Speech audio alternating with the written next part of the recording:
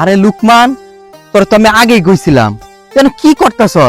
তোরে আমি কইছিলাম না ল স্কুলে যাই। স্কুলে গেলে দেখ, এই যে আমার লেখাপড়া শেষের দিক, আমি কিন্তু ঠিকই লেখাপড়া শেষ করে আমি এসি রুমে চাকরি করবো, লাখ লাখ টাকা কামু। তুই কি করতেছ তেন? তোর তো জীবন শেষ, তুই তো কিচ্ছু করতে পারতি না, তোর তো জীবন কয়লা হয়ে যাবে রে। আলাই কয় কি রে?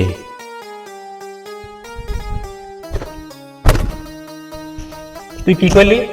লেখাপড়া শেষের দিক, চাকরি করবি, এসি রুমে থাকবি। এই দেশে কি চাকরি আছে রে? এই দেখ, কাজ করতেছি 8টা থেকে 3টা পর্যন্ত, 600 টাকা হাজিরা, প্রতিদিন 600 টাকা হাজিরা।